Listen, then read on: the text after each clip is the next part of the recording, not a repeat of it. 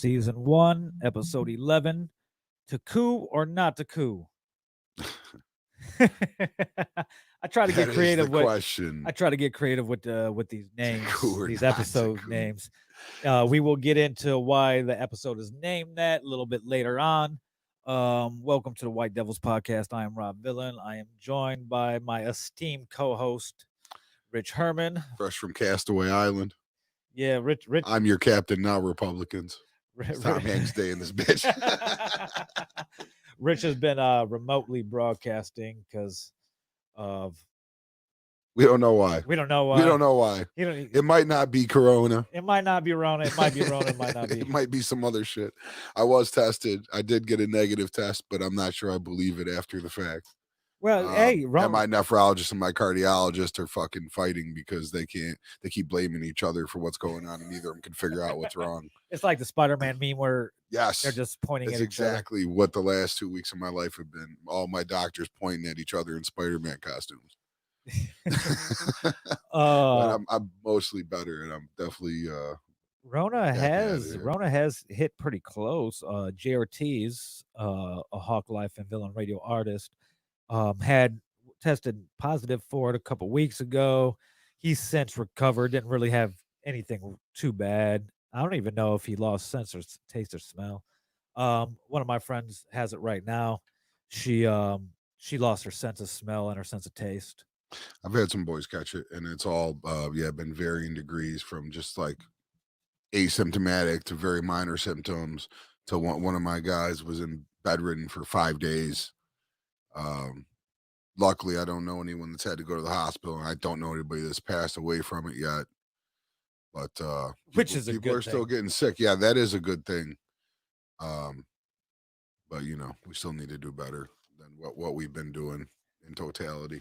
Yeah, so we'll be going over a couple things. If you read the short show intro that I typed up when I set the show up about an hour and a half ago. Corona's raging, Trump's raging.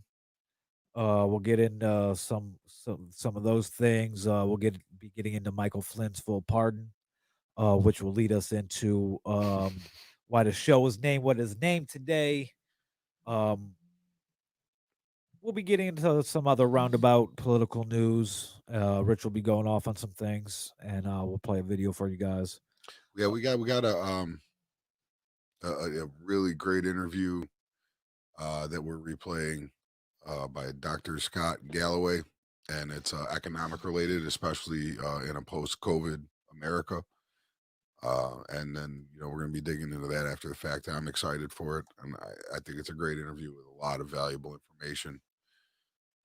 But we'll get to that in a bit, I'm sure. You want to start off with Rona?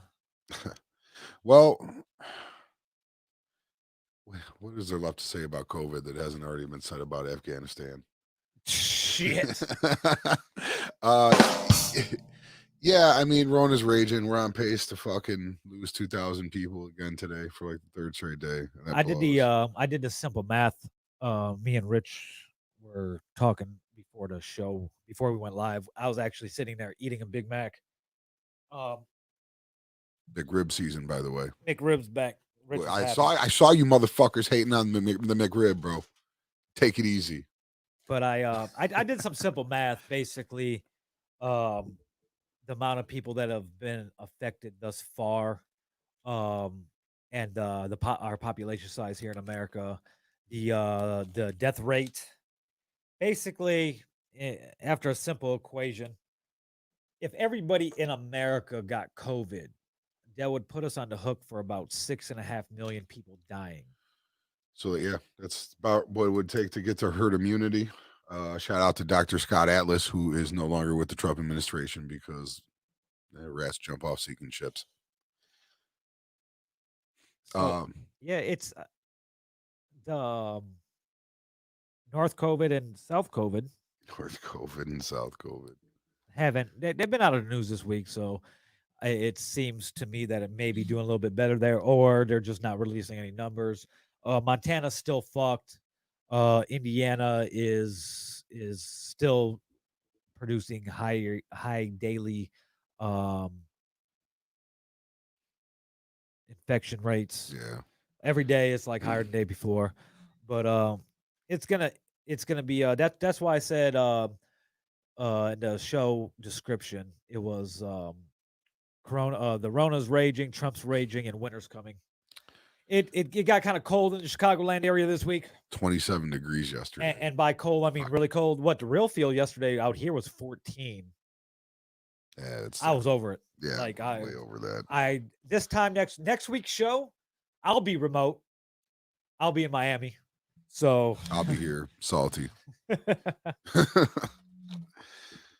But yeah, I think at this point everybody understands what COVID is. I mean, I see all these gut wrenching stories. I saw one just a little bit ago about a couple that died within a minute of each other. Grandparents, all kinds of stories like that. I know CNN's trying real hard to put a face on the pain of COVID and the damage that it's causing to families all over the country. But 2020, we're all going to look back at it in 5 years and realize that 2020 caused everybody in America to suffer from some I form of PTSD. I hope that it's a year we look back on when we look back on it, that we realize it's the year we stop bullshitting ourselves. There's a lot of self exploration to be done as a country from this year between our COVID reaction and the Donald Trump phenomena. Hopefully, we can get some honest assessments and really start working on some of these issues that have been plaguing us, that we've kind of just been societally kicking the can down the street on for a few generations now. Yeah, I mean, I guess you could say more than a few. Yeah. We might be joined by Eddie. He switched his work schedule, so he's probably sleeping right now. But yeah, if you could wake Eddie FTW up, please bang on his window, call his phone. Hey, he's gonna wake up and be like, "Oh shit!" Yeah, tell him to jump on. But we got a bunch of shit that we want to touch on tonight, and we'll get right into it. Now there's not really much to say about COVID other than it is raging. I don't really care about what your thoughts on it is. I have my mom lives with me, and she's like deathly afraid of Corona. Like she's taking her $113 a week in unemployment happily. Yeah, I mean, at this point, if you're just denying its existence or what it's doing to society, I don't know. I don't know what to tell you. If it hasn't smacked you in the face yet in some way, shape, or form, but it has for a lot of us. But with a new administration on the horizon and a new Congress, there's been new stimulus talks. I mean, I don't know. Well, yes, business stimulus talks. The current bipartisan deal that's been floating around don't include any direct stimulus to Americans. No, pretty short on that. So that's kind of bullshit. It was kind of looked at as a stopgap measure just to get Biden in office. Yeah. But even the 900 that they agreed on, this 9-person bipartisan commission, 300 to 400 of it was expired money from the old stimulus deal.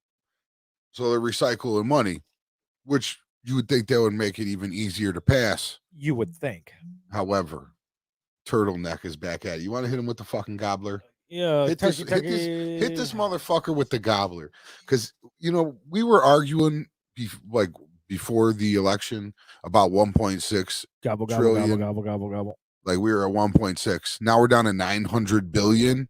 Like if you don't think and Mick Gobbler, Mitch McConnell does not look like a turkey. Cocaine Mitch fucking poo-pooed the deal. He poo-pooed it. He said, "No, I poo-poo." Why? In those words. That's a quote. That's a direct quote.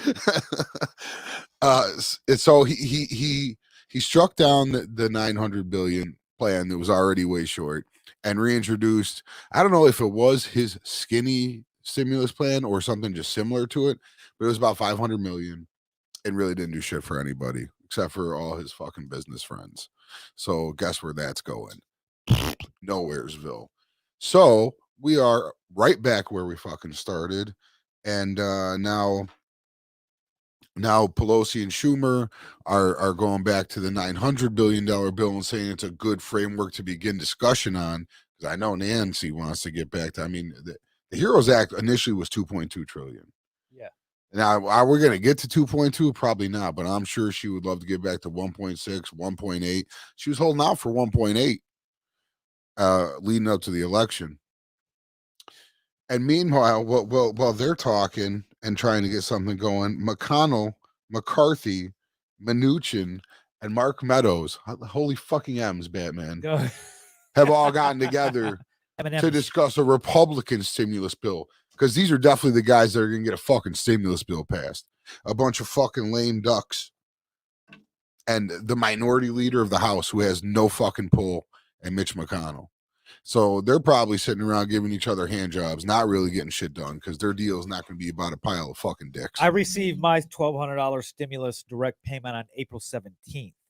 It's been 229 days. So that breaks down to $5.24 a day that the American people have been expected to survive on.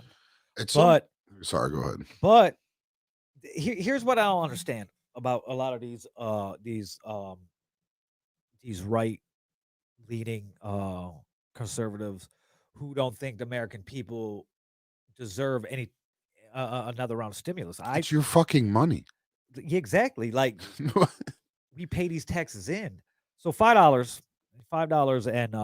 and 24 cents. And that's really easy to figure out, guys. There's been 229 days since I got mine. Some people is even lower because they got their stimulus during the first round. Yeah. So mid-March.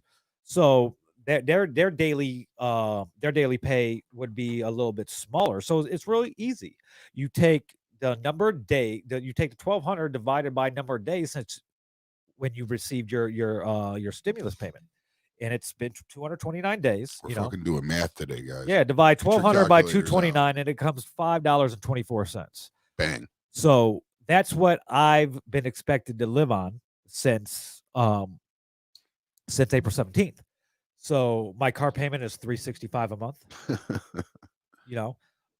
My insurance is another $200 a month. That's I drive an Audi. So my insurance is a little higher, and plus I have quite a few 100-mile-an-hour plus speeding tickets in the state of California that are sitting pretty on my insurance record. But so that don't include rent or food or anything like that. Yeah, I don't think you and I are the best examples of what COVID's done to society. We've been all right through it for the most part. Yeah, but, I've been very fortunate where I haven't lost. I've lost a couple things. I've lost some money because I opened a multimedia production facility 3 weeks before we went into the first quarantine. Yep. And I opened a business that needs people coming in for it to be successful. Yep. So, therefore, I could Donald Trump my taxes like a motherfucker this year. Yep. So, we'll see how all that goes. But I've been fortunate. I've lost out on some income, but I've been able to stay afloat. I've been able actually to get ahead a little bit and grow the business in a way that I didn't think was possible when this all started.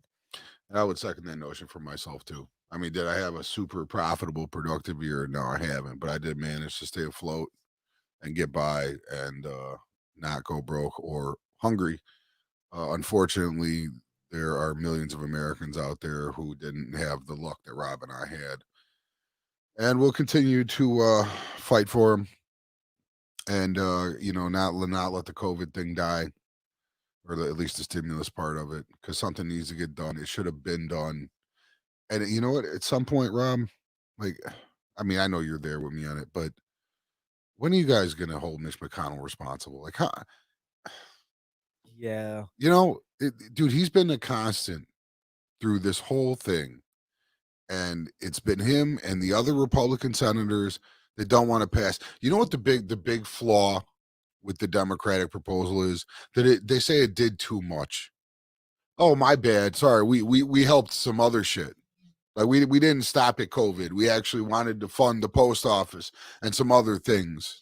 Yeah, but You then know, they're floating around one of their bills that includes $1.8 billion for a renovation of an FBI building in Florida.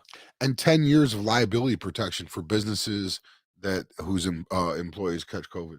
Yeah, So they don't want any businesses to get but sued. nothing for those employees themselves. No, no, nothing. Maybe through the business if they do more of the PPP, but Now, don't get me wrong. I'll explain this a little bit more. All these bills that each side of the aisle has introduced has all of them have been stuffed with all types of pork. But the difference is the Democratic side, all their pork has went to the people. All the pork that the Republicans are stuffing it with has gone to benefit corporations and line their pockets. Um, let's take the $12 billion in farm subsidies. let's Um, sure. 95% of that went to 12 corporate farms, and the other 5% was split up between 17,000 farmers. Yeah. I mean, that's what we're finding out happened with a lot of the stimulus money too. It went to the banks, and the banks gave it all to the larger businesses that are their bigger clients that they're buddy with. The small business got screwed. It was money that was for small businesses, and they never even got it. No, I'm gonna try to look for that article. Maybe I could find it. Um, but basically, there's this article. I don't know if it's not popping up yet. I'll find it before the end of the episode. Basically, the way it was distributed and who it was distributed to was basically the companies that needed it the least got it first, and the Yeah. companies that needed it most, like I applied so um basically I wanted to get the rent covered throughout the end of the lease term. Basically, Right. that was my goal. Um and I got denied.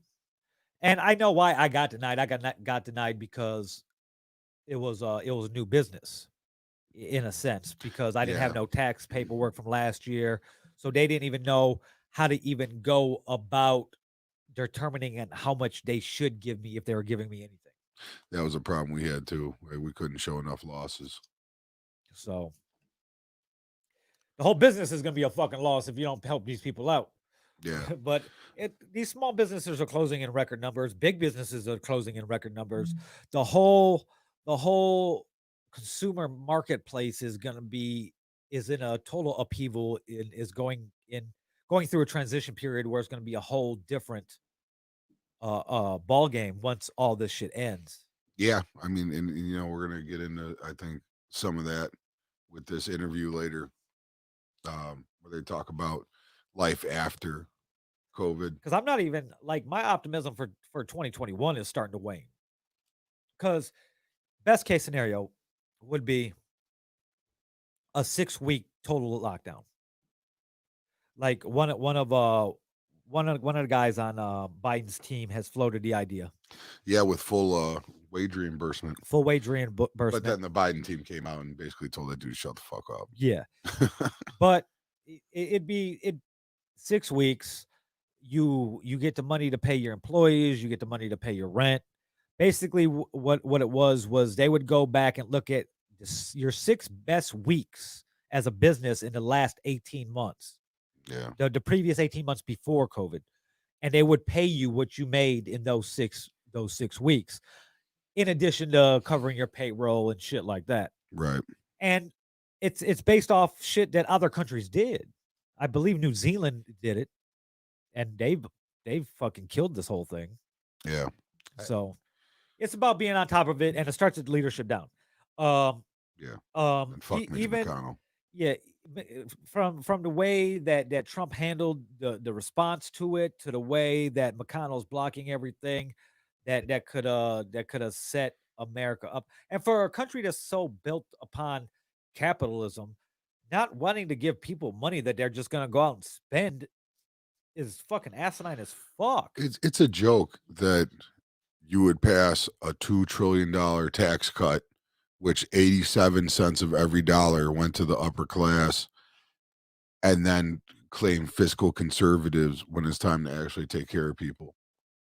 I mean, if that's what you believe, we just don't agree. I believe that money should go to the people and let them feed into the businesses, let them spend, but put it in their hands. We're bailing out the people that make all the money in the country. It shit don't even make sense. Yeah, it's these they're operating like we don't know what's happening because they've been operating like this for decades, but it's always kind of Yeah. been in the shadows because we haven't had the unprecedented access that we do now because of social media and the way everything's set up now. All the information is all over the place that much more quickly. Yeah. Like I've always said, I've said it numerous times, and I'll say it, thousands of times. After this point, you only knew about shit back in the days if you watched the news and read the newspaper, and even then, it depended on what time everything happened.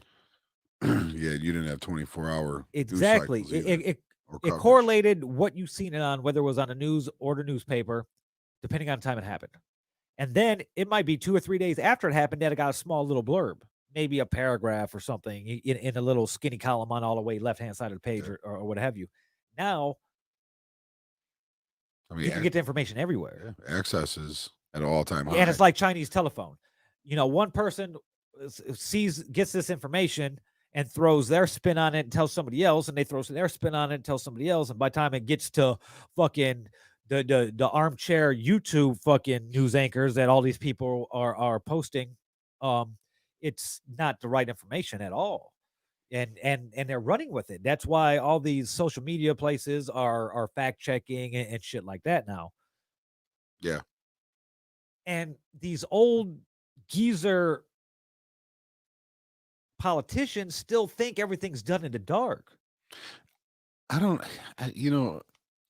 Like these guys are pretty well educated and they're pretty successful. That's why I get even more offended when they lie to my face. Yeah. Because I know they know better. And they're really But lying to our face now, and we know they're lying to our face. Yeah. They're like the little kid I just think that they that are dying with that lie. They don't care because they're getting away with it. And that's what it comes down to. If they know They're what not being held responsible. Like if you don't know in 2020 that the American people know exactly how shady and shicey this shit is, like you just have to not care. Well, it's just like Lindsey Graham was with Amy Coney Barrett. He knew right away that we were going to pull up that footage from 2015 or 2016, and he was going to have to eat it. He didn't give a fuck. No, he didn't. And what happened? They don't. They pushed her through, and she's on the Supreme Court. They don't give a fuck at all. Because there's no repercussions for him, bro. Especially lifers like him, that South Carolina just seems to keep shoving him back down our throats. And everybody tuning in, Just no, like me and Rich did not try to color coordinate today. It just kind of happened. It's a whole lot of gang shit going on. So chill out. Who's talking shit? Anybody? No, we actually have been kind of quiet. Joe Schmo hasn't even popped in yet. Nobody loves us. Drew hasn't popped in yet. No Angry Steve. Nobody loves us. Call in line. You guys can call in and talk shit to us like Angry Steve did last week. It was fun talking to him. And it is 219-702-6028. That number again is 219-702-6028. You could call us and tell us how stupid we are. You could call and have a real discussion. But you got some questions, hit us up. We'll try to answer them to the best of our ability. Oh, Joe Schmo's like, there's football going on, boys. Oh, the fuck, that's right. The Steelers are playing the Ravens. Yeah. For the 8th time it got rescheduled because of COVID. Yeah. Whatever. Hey, at least he's there to comment on it. Yeah. So you are listening. Yeah, you can watch on your TV and watch us on your phone. You don't need to hear the football game. You could listen to us and watch Big Ben. The game's probably gonna be a 17-13 game, anyways. Yeah, it's gonna be one. COVID. Yeah, it's gonna be one of those weird games. That game sucks, guys. Watch us instead. But like I said, call in. Joe Schmo, share this link. Let all your homies know we're on deck. You also have the option of me sending you a link, and you could jump on video with us and talk shit to us that way. Yeah. But we're always open for the discussions and shit like that. I know our time frame when we started the show, it was a little this time frame was a little more RG3 still can't throw. um Is he in the game? I think that's what they're down to right now. Oh my That's god. yeah. But it's when we started this show, this time was kind of a real good show for us. So now that the world's kind of open, it works a little bit differently. We try to capitalize on people still being home and shit like that. Yeah. Well, we wanted to keep it consistent too, so you guys knew where and when to find us. We Yeah. didn't want to be jumping all around. We had the one week that we switched. We had to switch to Tuesday, but we've been pretty consistent otherwise. Yeah, and remember, you could always go to YouTube and search Villain Radio Network, all one word, and it'll take you to our shit. Everything's archived, all 11 episodes. This is technically our 12th episode because we did do a pilot. But episode 11, all those are on there, and all the other Villain Radio Network shows. We have stuff for Popular Opinion. We got link up shows. We have the Friday Night Live shows and shit like that. Motherfuckers eating hot chips and shit. Yep, Hot Chip You just want to Challenge. see what happens. Shout out to Rev. Shout out to Kyle Rev Miller. He handles you can go to robvillain.com and you can stream the episode live there. Anytime we're live, you go to robvillain.com and Rev does handles all the website shit, all the graphic shit. Should I Joe, should I send my kids for in-person learning for 2 hours a day? Is that even worth the headache of getting them ready? I do it just for the simple fact for the social interaction. Like Yeah. you got to think from the kids' standpoint. Like they get cabin fever just as much as anybody else, and just for them to get out the house and be able to interact with other kids, even if it's 6 feet away behind plexiglass lined desks or whatever, Yeah. it's still other people, and it gives you a chance to fucking not deal with kids for 2 hours a day. Yeah, and I'll be the first to admit here that some of these new restrictions are putting in are a little goofy. Some were inconsistent. But I mean, if you're confident they can provide a safe environment, it's only 2 hours. Yeah, I would recommend it. Not that I'm a fucking parent, so I don't know why you're asking me, but Yeah, you got two guys, one late 30s, one 140 with no kids, but I do have stepkids. I got a niece and a nephew, I got that too. and they go to school. Yeah, Well, my niece. well, actually, Yeah, I think my goes niece to is. school. I think my niece might be home, but I think someone in their class got COVID, and they all had to fucking sit down. My niece is killing it right now. She just turned 16 in September. She got her in the last 2 weeks. She got her first job and her permit. Nice, Over there nice. killing. My niece is 9. She's got straight A's.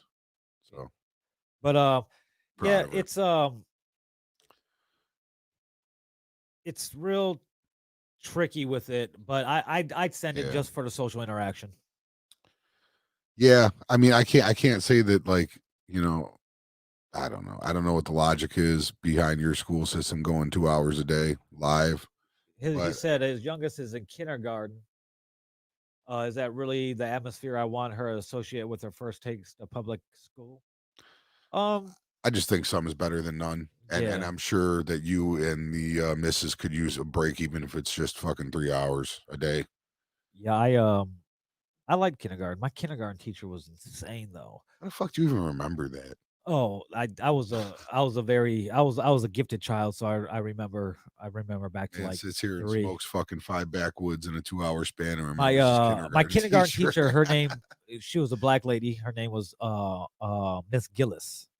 She would like, you got to remember, like, we're old enough. When I was in kindergarten, there was still corporal punishment in schools. Like you still got paddled and swatted and shit. Well, my kindergarten teacher, Miss Gillis, had what she would swat us with a yardstick. Yeah, a yardstick. So you knew what yardstick was because it was 3 feet or 1 yard, and you knew it was what you were about to get your ass whipped with if you didn't listen. But that was that was the worst case scenario. First, you had the magic rope. She would take a jump rope and tie you to your chair. like literally, like kidnappers tie people to the chair. It's you think about it and you talk about it now, and it's fucking insane if like a teacher would tie a child to a chair nowadays. But in 1985, that was okay. Well, I never got tied to a chair. I probably deserved it. I definitely deserved a I, yardstick way I more I times than was I in ever an caught inner one. city urban school, but yeah, it was just weird. But what's the fun of kindergarten if you don't get to play with the toys and the other kids? You know what? That you make a good point Well, there. there's got to be some What are interaction when he's chances going by restriction is himself. significantly completely gone by September of next year? Oh wow. Well, shit. I mean, next year is looking a little bit better, but we also Yeah, thought in March, by time we got to December, everything was going to be better. But not everybody listened or played nicely with what was supposed to be being done. yeah. And I would say actually September. I think there's a decent chance for that because I feel like the vaccine will be out and distributed by then. It does come down to how many people are going to take it because in order to kind of get like immunity, you need to have a certain percentage of the population Well, take it. I say give it to all the old people and then all the kids, and if whoever don't want it gets it and dies, oh well, population They said control. they came out with not not mandatory rules, but like guidelines on who to give it to first, and it was healthcare workers and I think really old people. Yeah, pretty much healthcare workers, old people. Sounds Yeah, about right. first yeah, essential workers, first line, frontline workers. I'm fine Europe's with it. ready to fucking just throw it, start stabbing people now. Yeah, yeah. They said they're going to start distribution within a week. Yeah, I've heard some complaints about the speed of it, just in terms of people being concerned of was it tested properly, thoroughly, that maybe they rushed it, but I guess we'll see. You know, they're I hope it works. I hope it works fucking great for everybody. EUI's December 29th approval for first virus vaccine, which will be later than the US. That's from the AP. I thought they were moving quicker than that. There, well, 2 days ago, there's an article in Euronews Not just today. They that announced. Moderna says that 2 days ago that they asked, but there's nothing else yet. Hold on, let me see. Yeah, I'm pulling this up because Roll I'm out. pretty sure there's. See what's exactly how they're gonna roll up. Joe says his new job. Uh, what happened? My new job. I've been loading up a ton of those medical freezers. Yeah. Oh yeah, because there was the Pfizer one that's you have Yep. to keep it really cold. Keep it really cold. 12 million doses ready. I read. Yeah, they're Europe's ready just to like shoot the shit in the air in a canister and like a movie and have it Well, descend upon I mean, everybody. I think everybody is. Yeah. Like, I mean, Americans, I've talked about how poorly we've responded as a country to COVID, but I mean, the rest of the world hasn't done a lot better, I don't think. Well, I shouldn't say that. It varies. But there's other countries that have had, problems with it too. I mean, But think yes, about it. people want the shit to be over. Nobody wants to be locked down, bro. Nobody wants to make you go bankrupt. You know, it became health versus economy. And I wish it didn't have to be that way. I wish we would have had a government that was more friendly towards taking care of the people and allowing you to do what Yeah, was safe you for could you look and your back. family. You could look back on everything, anything, and America's never been ahead of the curve like any. Ah, that's not true. It is now, but it wasn't always. We were innovative at one point, man. We had a lot going on. When you talk about like post World War II, we led the world in everything because the rest of Europe was fucking destroyed by Hitler. Yes, but yeah, And then we that and that kind of that's when we worked out to our advantage. oh, definitely did. That's really when we emerged as a country, That's why. and we were still manufacturing our shit, and we were Thank you, selling it all Hitler. over. Whoa, whoa, whoa! Let's not go that far. I don't endorse that, It helped but America. there is opportunity in every tragedy, Exactly. and actually, that's part of fucking the interview later. We'll get into that. So that's where we're at with the That's stimulus. a clip that we need to cut for the show. Thank you, Hitler. No, we don't. Yeah, because it's clickbait. Yeah, all the wrong clickbait. Hey, My Jewish friends are gonna be hitting me up like, "What? Fuck that." hey, they'll tune in. Oh yeah, I'm sure. and that's the Actually, no, point. we're gonna get a bunch of fucking white supremacists in the comment thread. Hey, hey, if they want to tune in I heard you too. were the guys that liked Hitler. Oh fuck, awesome, great. Now, um, now, now we gotta change the fucking show name to Blood and Soil. but they're Europe's plan to roll it out is, of course, elderly care home residents Yes. and people that work with them, so frontline workers and over 75 are in the third tier of the prioritization, followed by the fucking over 70 and extremely clinical vulnerable younger adults. Why was that funny? Because tier 3? I thought they'd be a little higher up. What's the highest tier? Government workers. Government workers in frontline. I don't know. If your government's ineffective, let COVID kill them off and new people step up. R.I.P. Herman Cain. Hey, yes, rest in peace, Herman Cain, because everything is going smoothly on the technical side today. For all our repeat viewers who watch every week, you know we have some type of technical issue We are haunted by the ghost of Herman Cain. that happened the day Herman Cain died, I believe, the first time it happened. If not, we're gonna say it did. Yeah, But just for basically. legend's sake. Yeah, for legend's sake on the show. What's next? So are we ready to get into fucking Cyville, Oh shit. aka Trump shit? I have a whole category here.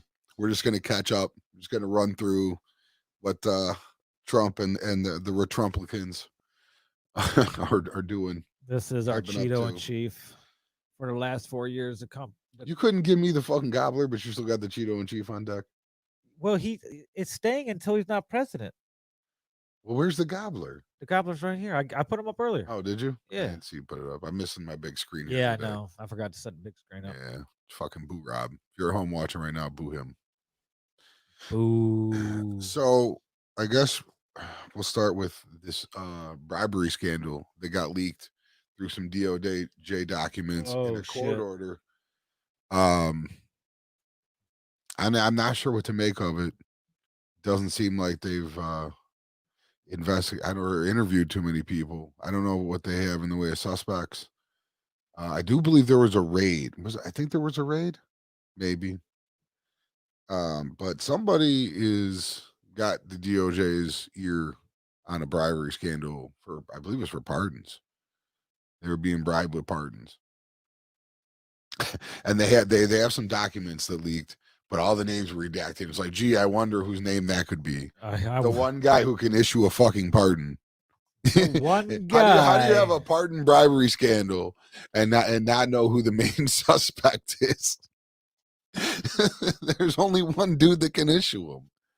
America's gonna America. I'm trying to pull up. See, I said something, and Herman Cain's attacking this laptop. Yep. See, Herman Cain's all in the business. Herman Cain's attacking the good computer right now. Hey, chill out, Herman. So we may lose Rich's face, but we won't lose his voice. Hot. But we'll see what happens. So yeah, that's sort of to be continued with the bribery scandal. That rolls into the bigger story of the last 36 hours, which is pardons. CNN is reporting tonight that you can expect a flurry of pardons. They called it, focused on all Trump's children and Rudy and Trump himself. He's got till January 20th to issue them, so we'll see how far or how fast it comes. Who did he just pardon? Was it just Michael Flynn? Or was there someone else too? It was just Michael Flynn. Michael Flynn. So yeah, he just pardoned Michael Flynn. He's been using his pardons. That's no new condition. The preemptive pardon's an interesting concept. I'm sure its legality will be challenged in a court. And again, these pardons are only for federal cases, not the state of New York, which looks to be neck deep in his ass right now. So this all remains to be seen. I'm still kind of skeptical. Like, this dude's just gotten away with so much. I mean, would I be totally shocked if January 21st he got indicted and arrested and they made him do a fucking perp walk? No, I wouldn't be surprised. But I'd also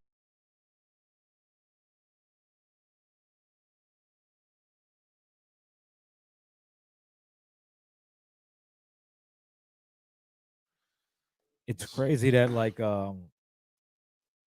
It seems like everybody's going to get away with it. Everything. Yeah, well, the other ones get away with it because Trump pardons them. But now he's got to pardon himself, which is a little bit trickier. Yeah. But it seems like he's But gonna. remember, he can't pardon state charges. Cannot pardon state New charges. York, as a state, is going to go after the Trump family. So there's nothing his pardon's going to be able to do for himself or his children. Rob's a little bit more sure of that than I am, but we'll see. You know, I mean, like I said, I wouldn't be surprised. I know. I wonder where Eddie's at. Uh, Joe let me say his name. Joe DeGeneva. Fuck. Why is that so difficult? Lawyer for the for Trump. I'm not sure, to be honest, if it's off his camp. It might be on his campaign or maybe his personal attorney team. Said that Chris Krebs, the guy who was fired for saying that the election was secure, should be drawn and quartered or trotted out at dawn and shot in the head.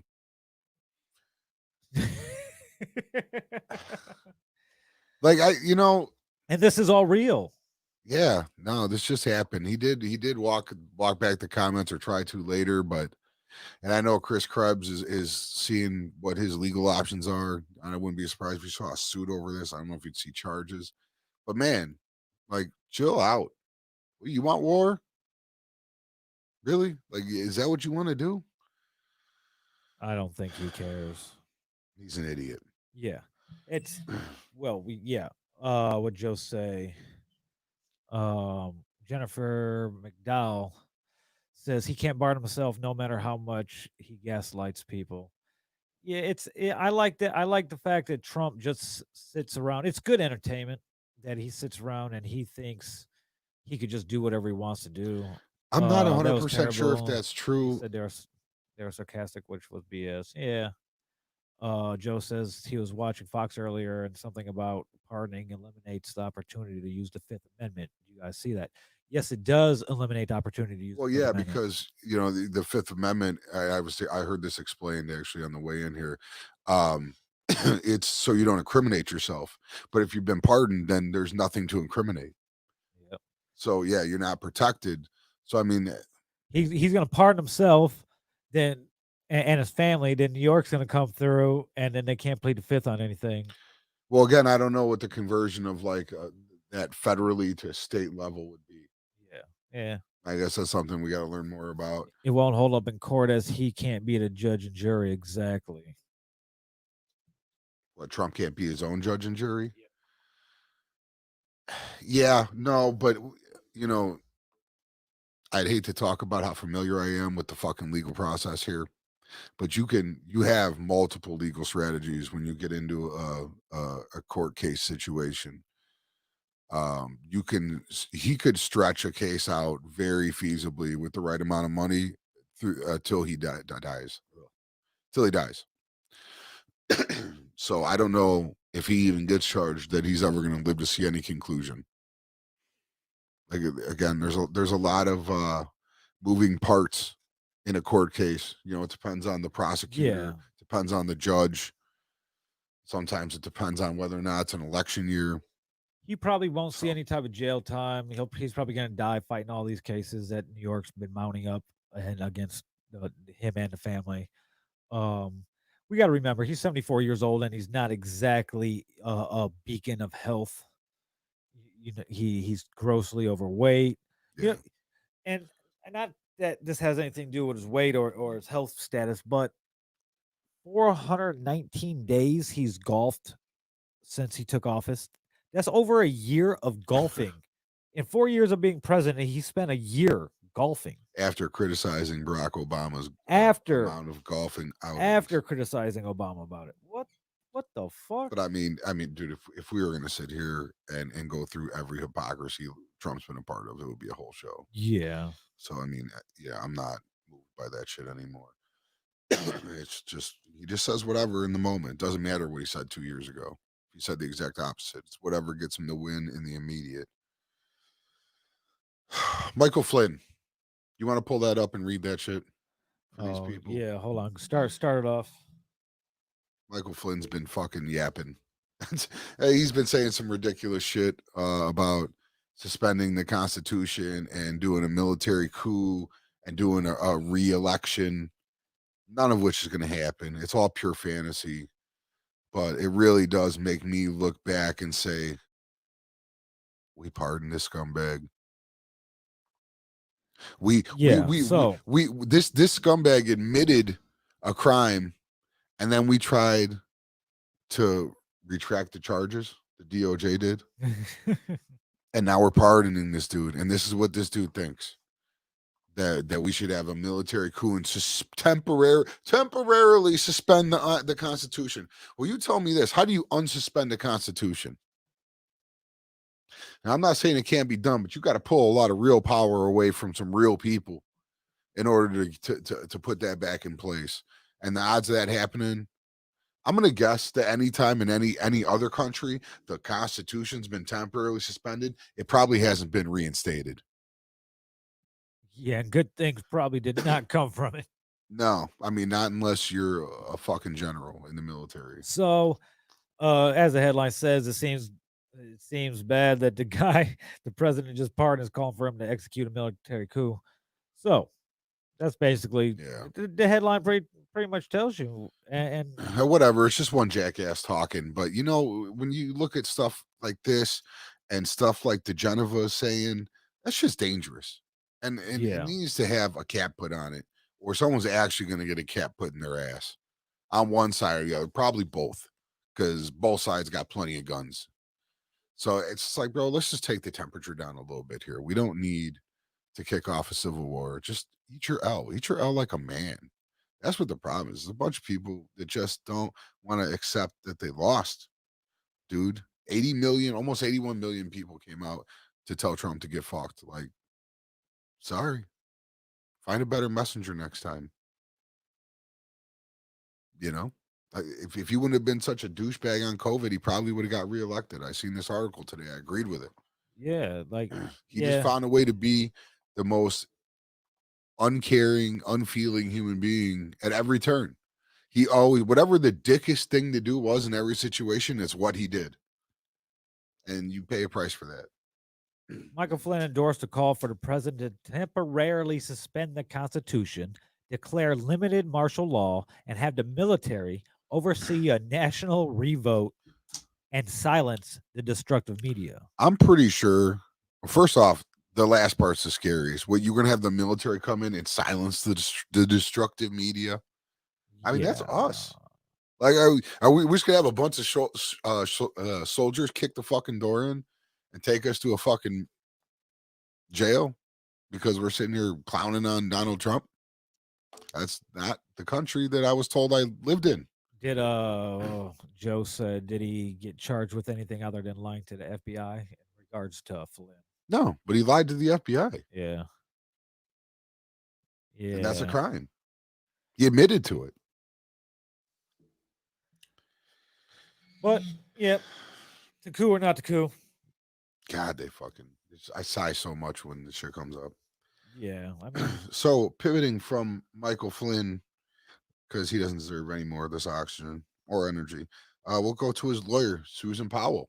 She got disassociated from the Trump campaign or from the Trump legal team, and apparently has been on a one woman wrecking path through the legal system. Joe She said, Aren't they sworn to protect the Constitution, including the First Amendment?" who is they? The military. Well, the military is not going to get involved in none of this, and frankly, I'm starting to believe the First Amendment's overrated. I'm probably going to get cooked for saying that, but I think some people should be shut the fuck up, personally. Yeah. So, I mean, if that situation did occur, you'd probably just get a shrug out of me. Um, but yeah, I mean, the military's not coming in. None of that's happening. I'm not. When he said that he says that Trump should suspend the Constitution, I'm pretty sure he doesn't even have that right. I don't even think he has the ability to just walk in and say the Constitution suspended, guys. That we're doing something different now. That doesn't sound much like America to me. Not the division of power. So Susan Powell, she's working her way towards a disbarment and indictment. She's very close. Some of her highlights: the Edison County, Michigan story. She filed a lawsuit about some fraud that was going on in Edison County, Michigan, and there is no Edison County, Michigan. That county doesn't exist. Very clever, Susan. While pitching fairy tales about Hugo Chavez and other fucking left wing horseshit, scary stories that Republicans tell their children by the campfire. Uh, Also, I heard today that she filed a lawsuit and added a complainant without their permission, which is very, very disbarable thing to do. So this guy came forward with this, I don't know if it was an affidavit or whatever, and said he wouldn't even never agreed to even be a part of it. And she put his name on there anyways and processed it in court. So you would think that something would come of that towards her at some point. You would think so. Yeah. So Bill Barr, next up.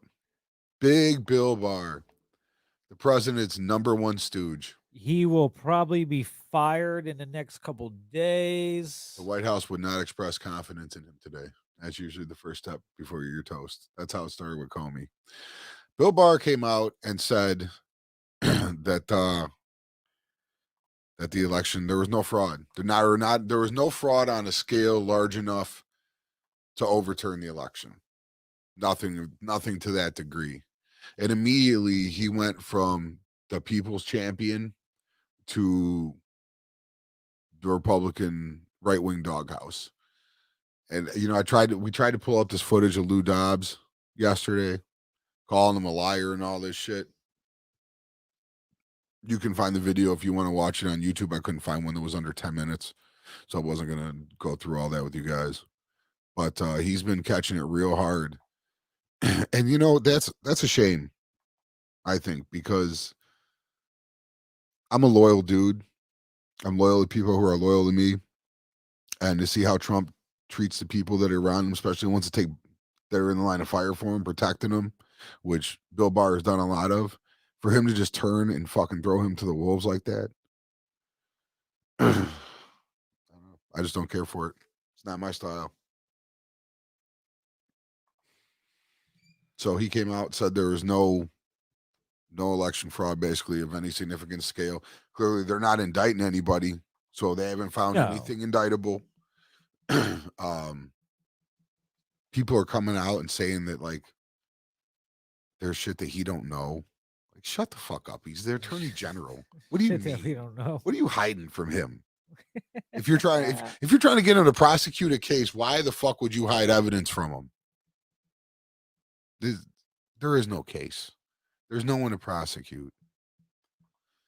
They did the recount in Wisconsin and found more Biden votes. And then I think that happened somewhere else too, either Pennsylvania. Hey man, that's real fucked up. You paid $3 million to find out that you lost by more votes. Yeah. I'd be mad. That's what your money's getting. That's what your money's getting, Retrumplicans. Because you have given this man $170 million in the last 3 weeks. 75% of which they claim it was for the legal fees to fight this and overturn this election, but 75% of it goes to his post-presidency PAC. Yeah. Which I'm not sure what he can and can't do with that money, but it ain't going towards what you wanted it to go towards. Y'all need to chill out. I don't know exactly the full broad stipulation of what you can and can't do about it. Hold on, Joe. I'm gonna bring that up real quick. Talk about the Stacey Abrams story. I don't know nothing about it, Stacey. A voter group funded by Stacey Abrams under investigation, seeking out of state. Something about out of state shit. I'll bring it up. I can't hit that link, but I'll bring it up. What was I saying? Well, we were talking about Bill Barr. Oh, yeah. Imagine you. I don't. Do you think Trump really thinks that he really won? or is he just trolling? Do you think this is still one long troll, or I think it's strategic because I think he wants to maintain influence in the Republican Party, and the best way to do it is just to fight it out, and then maintain your power with the threat of a 2024 run. Whether you run or not actually is different, but if you hang that over their heads, you'll keep them in line. I think is his thinking. As far as the party, I also think there's some petty to it. I think he just is the sorest fucking loser, and he just wants to make things as difficult for Biden as possible. yeah, I can see that. But I mean, there's part of me that wonders, like, has he been able to admit defeat to himself? I don't know. He I, seems like he's depressed. I wouldn't be shocked if he was kind of still living in denial. You hear these reports where he's like, oh, he's like Mad King George, mumbling, "I won" to myself or to himself. I don't, when it comes to that palace intrigue stuff, I don't know what to necessarily make of it. But I mean, it wouldn't shock me. It wouldn't shock me to find out that he was just living in complete denial. And not that I would, let me frame how I say this very carefully. Um, I mean, the man got over 70 million votes. So people fuck with him. He got the second most votes all time. So is there an area there for maybe you to tell yourself some things, convince yourself of some things? Yeah, because a lot of people supported you. But even more people came out and said you're a fucking scumbag. And that's just a fucking fact you got to face. Yeah, But maybe he's not facing that fact. Maybe it's the only way he can compute it in his mind he's okay with being a scumbag. that he got defrauded, because how else could he lose? It's the only way that makes sense. He got 70 million votes. What Joe's referencing, talk about the Stacey Abrams story. It's a Yeah, break this down because I'm not familiar. basically Georgia Secretary of State has launched investigations into several groups, including one founded by former Georgia gubernatorial candidate Stacey Abrams, for seeking to aggressively register ineligible out-of-state or deceased voters before the state's January 5th Senate runoff elections. The Secretary of State office on Wednesday said the investigations are into groups including America Votes, Vote Forward, and the New Georgia Project, which was founded by Abrams and previously chaired by Democratic Senate candidate Raphael Warnock. Secretary of State I mean, for okay. weeks has issued warnings against efforts to register individuals who are ineligible to vote in Georgia's runoff elections or to encourage people to come to Georgia with the sole purpose of casting ballots. I mean, okay. Investigate. If you find something illegal, prosecute people. I mean, that's been our position on every legal matter since we've started this show, right? Yeah. So, I mean, I'm not going to change now. If you find something bogus, do it. And you know what? The Georgia Secretary of State, he's got a lot of credibility with me right now because he stood up to Trump. Yes. Brad Kaffenberger, I believe is his name. Something similar to that. Raffenberger. Raffenberger. Raffenberger. That dude's been taking a lot of shit, man. And he voted for Trump and he supported Trump, and Trump backdoored him and has totally disgraced him publicly. And he stood up tall to it. So I'm in a position right now where I'm going to give him the benefit of the doubt that whatever he's looking into is free and honest and fair, and that he won't create something where there isn't something. Yeah, I mean, we'll see as it unfolds, but that's the position I'm going to take right now.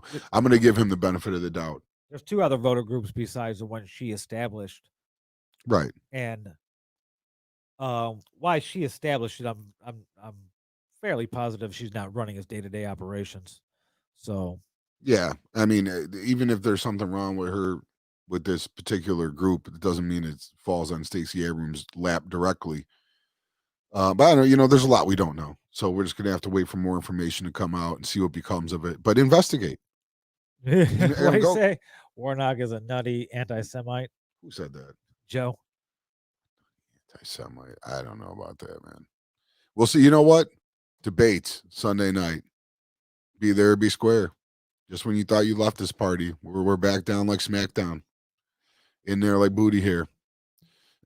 Sunday night on CNN, Warnock versus Kelly Loeffler. And I will definitely be pushing for Warnock, even if he is all the things you just said, which I'm not sure that he is. I just saw an ad about him hating dogs, and then Oh shit. he had to do an ad where he was holding a puppy. Like that's how bogus it is, bro. Like there's so much money flooding into Georgia right now, and it's all coming through in ad spends, ad buys, and it's getting wild down there, man.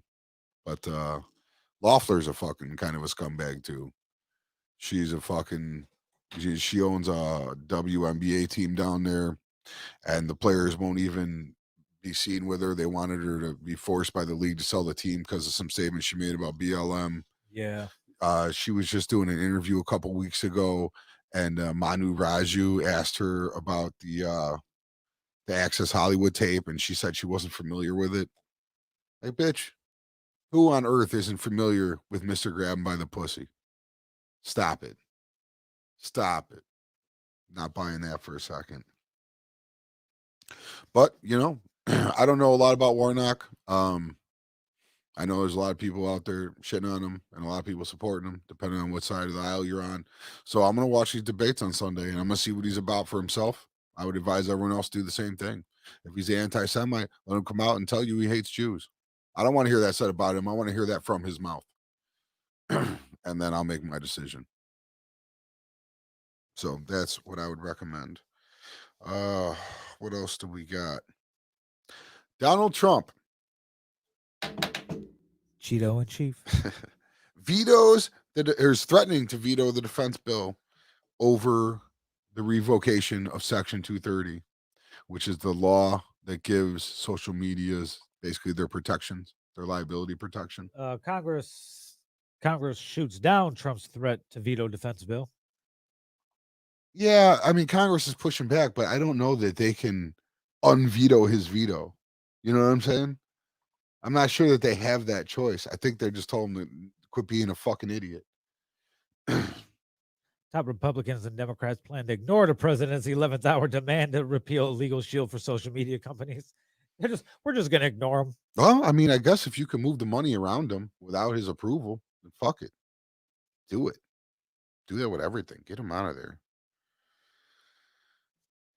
And finally, under the Trump related bits, I want to give a special shout out to Texas Senator John Cornyn, who is making an issue out of Neera Tanden being selected by President-elect Biden to be the OMB head, which is the Office of Management and Budgeting. He references her past tweets as being mean to some of the senators. And for that, he does not want to vote for her, what do you call it? Vote for her when they vote in all the secretaries. Oh, okay, yeah. Nomination process. Yeah. So he's trying to get Biden to switch her out, saying that he will definitely not support her nomination because of some mean tweets. This man who staunchly supported President Trump for fucking 4 years and all his mean tweets now is concerned about mean tweets. But Congress can't override the veto. They can. Yes. Okay. They by passing the act by 2/3 vote in both the House and the Senate. Which they'll probably get because it was bipartisan. Exactly. One of the few things there are anymore. So, all right, well, they'd fucking, put Trump in the corner. Let him suck on his thumb. Fuck it. Get it done without him. So this John Cornyn thing, I suspect that you're going to be hearing more of this type of stuff going on because there's a lot of Republicans who did not show any fucking spine the last 4 years. And now they're all going to come back. The fiscal conservatism is going to come back. All that stuff that was out the window with Trump is going to come back. Like my boy Chris Cuomo says, #remember. You when all these hypocrisies pop up, I will be cooking your ass. And that does go for both sides. If any Democrats do it too, but in this case, it's been the Republicans eating Trump shit for 4 years. And now you want to come back and tell us the exact opposite? Yeah, that's not gonna fly. So we'll be talking about that as it comes up. That should be a reoccurring theme, I believe, in the next I don't know, 2 to 4 years. That'll be interesting. Very interesting. Looking forward to it. That's one way of putting it. But yeah, it'll give us something to keep talking about. More pictures to be made. I've been thinking about Biden's picture, so Let's be nice to him until he gives us a reason, at I, least. I know it's hard because Leave like Uncle Joe alone. He just fractured his ankle. For God's sakes. walking boot. Yeah, still moving around, making moves though. He was talking to small business owners today, trying to figure out how to give them some aid. I hope if the Democrats don't take the Senate, I hope at least Mitch will play ball with Joe on some things because I feel like Joe has an agenda that would be really good for the country to push through. There's a lot of good things in terms of infrastructure and healthcare and COVID, and he has an immigration plan, not open borders, but an actual immigration plan. He wants to get into justice system reform. I know he's got a itch to scratch there from the crime bill back in the 90s, 93. He's got a lot of good things that he's talking about doing, and I hope it doesn't come to 2 to 4 years of Mitch McConnell cock blocking him because he could really take advantage of this opportunity to push this country forward. Well, we could also, we got to remember that Mitch McConnell's old, so he might not make it 4 years. I'm not saying hopefully he dies. I'm saying he just might die. I kind of am. Oh yeah, okay. It was my first thought. Like, man, we could only be so lucky. I thought you were gonna be good cop, so I wasn't even gonna play the devil's advocate. No, I'm kind of over people not dying, bro. If you're over fucking 70 and you won't get out the way and sit down, you get what you get. I hope If you're determined to die in office, then I just hope it's sooner than later. Yeah. Fuck it. Or hey, listen, Mitch, you want to step down? You want to go raise fucking horses and go play with your grandchildren? I hope you live a long, healthy life. But if you're gonna be the fucking cock blocker in all our political fucking porno, then you know what? You gotta go. You gotta go. And if Kentucky ain't gonna do it, then I hope God does. Fuck it. Got it. I see these pictures of him smiling, and it's awful. Awful. It's awful. Looking at him fucking with a happy face. Looking like I might be a piece of shit for everything I just said, but you know what? Something's got to give. And that man's been. we're all pieces of shit, Rich. That man's been a damn in politics for too long. He's created this state of play. Why not feel the same about the COVID restrictions, Rich? Joe asks. That they should die? I don't know. It's 32nd July. So What feel what about the COVID restrictions? how do you feel about them? I don't feel about them. I listen to fucking doctors and medical professionals, people that are far better equipped to make these judgments than I am. But what I've said all along is, wouldn't it be nice? Let me dare to dream here, to have a government that would actually take care of the people and actually make real steps towards you being able to sit down and prioritize health for you and your family. I mean, that's what I want. I want a government that's going to say, hey, listen, if the best thing to do is sit down for a month, we're going to freeze all bills. We're going to get you this stimulus package. We're going to fucking take care of everybody. This is what we're built to do. This is why we exist. So we're going to look out for you. Just chill out, sit down. But we didn't get that. We got $1,200 and a bag of dicks. And a government that refused to help people. Even now, they're still arguing because one side doesn't want to help people. They want to help businesses, the people that I don't want to say the people that need it least, because there are some struggling businessmen and there's some independent small guys, and I try not to forget them. But then I think about like the Waltons and the fucking Bezoses, even though I'm probably way too hard on Jeff Bezos because he does a lot, but he doesn't pay his fucking taxes. And the Waltons are fucking scumbags. And there's these 1%ers that have been hoarding wealth. And again, The interview that we're about to replay covers a lot of this sort of stuff. But why are we helping them more than we're helping Joe Schmo when Joe Schmo needs the help? That's been my argument since day one, man. Do it for the people, not for big business. Let's not give the wealthy more fucking wealth when there's people out here struggling. That's how I feel about it. So if they say sit down, I say sit down. But I also say make it possible for us to sit down. Don't cut us just a little bit of something and tell us tough fucking titties. Fucking help people. Really help people. Pass another bill. Pass a better bill. Put the money where it's needed. Not 10 million in small business loans to the fucking Catholic Church. Joe Schmo could have used some of that 10 million. I could have used some of that 10 million. They took back 300-400 million of it, and Mitch McConnell won't even give it to us in this new bill. Already allocated funds that fucking expired. How did $300-400 million expire when we got fucking at least a few million people in this country in food lines? I got beef, man. I got beef with these motherfuckers over this shit. I really do. It's fucked up. I said earlier, it's time to hold Mitch McConnell responsible for all this shit. Him and his stooges in the Senate that don't want to spend no money after they approve the $2 trillion tax cut.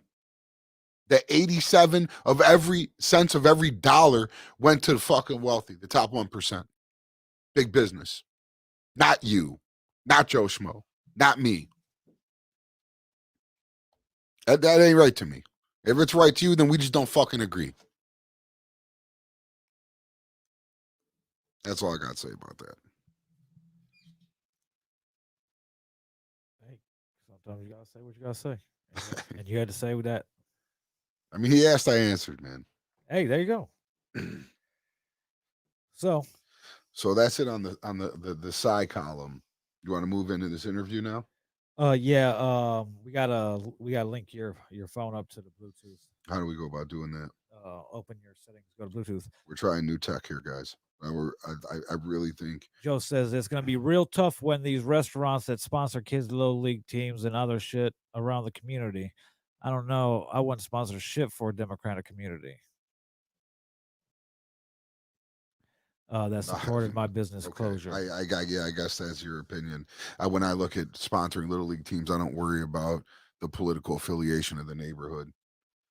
You know, I just try to do what I think is the right thing to do in the moment. But all right, Bluetooth on. So go ahead and rant about something while I do this. All right, so we're gonna spin this interview, and we're gonna dig into economics and economic conversation, especially post Corona. The interview is of Michael Smerconish, who to me is the political talk goat. Um, and he has an interview with this doctor, Scott Galloway, and he is a marketing professor at NYU's Stern School of Business. And he's I think he's written a couple books, but he has a new one called Post Corona: From Crisis to Opportunity. And he's got a lot of economic views that I think are important. Um, he says a lot of things that I see as well, that I assess as well, and I agree with. But he's a doctor, and I'm a pothead, so he can say it far more eloquently than I can. So I just wanted to replay the article or the interview. It's about 10 to 15 minutes, and then we can talk about all the content because there is a lot of stuff to unpack through it. So what we'll do is we will stop it throughout it and talk about what he's been talking about. So you guys, because you guys ain't gonna sit here for 10, 15 minutes in one sitting and keep on watching and listen to this. Y'all don't want to learn? So Y'all don't want to learn nothing? As we go through this interview, we'll pause it and then we'll talk about what he's talking about. Yeah, however you want to run it is fine, bro. Just break the stop it when monotony a you little feel bit. the need to. Yeah. All right. Am I linked in here? Yeah, go ahead, start playing. See if it works. It's playing. Oh, I turn the volume up. You got anything? Let me see. It says it's connected. Yes, this is. Crisis to opportunity. Look in my Twitter feed when you get where you are going, and you'll have all of the details. It is written by Scott Galloway, who is many different things. He's a serial entrepreneur. He's a professor at NYU's Stern School of Business. He's a podcaster and best-selling author of this book that talks about what we've just been through, what we're still going through. He argues that we've just gone through years of change in a matter of months because of the pandemic. And this is Professor Scott Galloway. Hey, Professor, thank you for allowing me to intrude on your time twice in 1 week. Oh, thank you, Michael. I mean, you're a kingmaker. Within about 10 minutes of being on CNN with you, my book was a bestseller. So you're the kingmaker here, so thank you.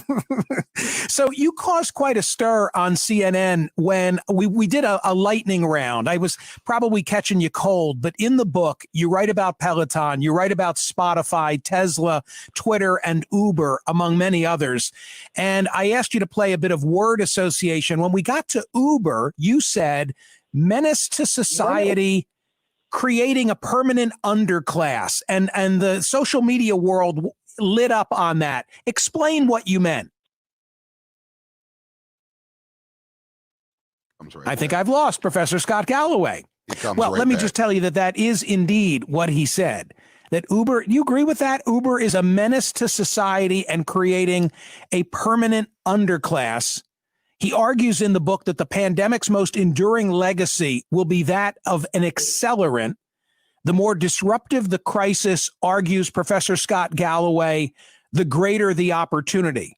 And of course, he's best known for all of his analysis on the big 4 or 5, if you include Microsoft. I think I've got him back now. Hey, Professor, we lost you, but I was asking you to explain, embellish the comment you made on CNN about Uber being a menace to society.